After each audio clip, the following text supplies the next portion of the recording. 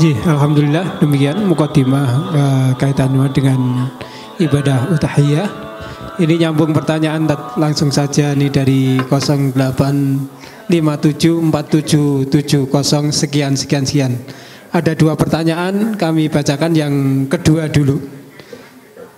Assalamualaikum Tat. Waalaikumsalam. Sebentar lagi kita akan melaksanakan ibadah kurban Tat. Kami selaku panitia sampai saat ini masih kerepotan masalah kulit sapi sama kambing Tat. Karena saya tahu kulit tidak boleh dijual oleh panitia. Sedangkan kulit sapi atau kambing itu kalau dibagikan kepada warga kadang tidak mau menerima. Jamaah pun disuruh membawa pun tidak mau, terpaksa dari kami tetap kita jual pada pengepul.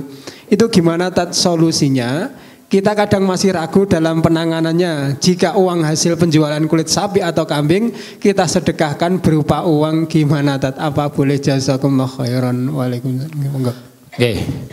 Ada satu solusi yang bisa menyelesaikan masalah ini, pendapat dari madhab Hanafi. Pendapat dari madhab Hanafi. Ya, ini cuman pendapat satu madhab saja, yang lainnya tetap tidak memperbolehkan.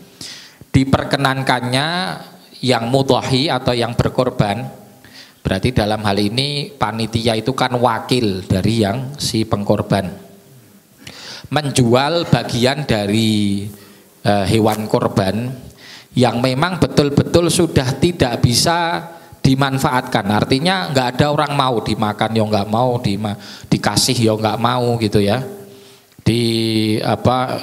sodakohkan ya nggak ada yang mau nerima ya. Kalau ada yang masih mau nerima disodakohkan ya kita sodakohkan kepada fuqara dan masakin ya.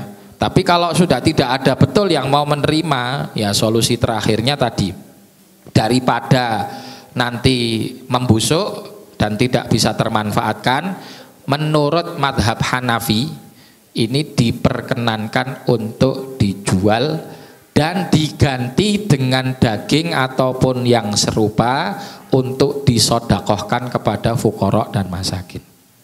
Makanya nggak boleh nanti dijual habis itu duitnya dijadikan kas, itu nggak boleh. Oke. Jadi dijual habis itu tetap disodakohkan lagi, lebih baiknya berbentuk daging, ataupun sesuatu yang semisal dengan korban. Wallahu ta'ala alam. Kalau diserahkan kepada yang menerima, yang berhak menerima, kemudian yang menerima itu menjual sendiri. Itu gimana? Kalau dia orang miskin boleh, fuqara dan masakin. Tapi kalau bukan fuqara dan masakin tidak diperbolehkan. Ini kalau status hewan korbannya adalah hewan korban sunnah. Sedangkan hewan korban wajib yang dia itu nadar, bahkan fuqara dan masakin pun nggak boleh menjualnya. Wallahu a'lam. Berikutnya nyambung yang tadi kaitannya dengan hewan yang cacat. Kalau sudah turun mau disembelih, kemudian diturunkan dari kendaraan, qadarullah kakinya itu patah karena anjlok gitu, Tat. Turun dari truk niku, gimana itu hukumnya? Kalau itu seketika sebelum disembelih, artinya kan tidak ada momen ya wallahu alam, tidak ada momen di mana daging hewan ini berkurang. Gitu. Karena kan kaidahnya tadi adalah yang ketika cacat ini ada hewan dagingnya itu berkurang. Kalau dia patahnya seketika sebelum disembelih, ya harusnya tidak berpengaruh kepada kualitas dagingnya. Wallahu ta'ala alam. Kemudian nyambung pertanyaan ini Mas, ada kaitannya dengan sholat Idul Adha. Hukumnya sarapan dulu itu, sarapan atau tidak sarapan itu, monggo. Ya, memang ada sunnah di dalam sholat Idul Fitri itu menyegerakan atau mendahulukan sarapan dulu, makan dulu maksudnya, sebelum berangkat ke musola atau tempat sholat. Hikmahnya apa? Karena untuk Idul Fitri itu adalah sebelumnya puasa, kan gitu. Nah, kemarinnya kan masih puasa.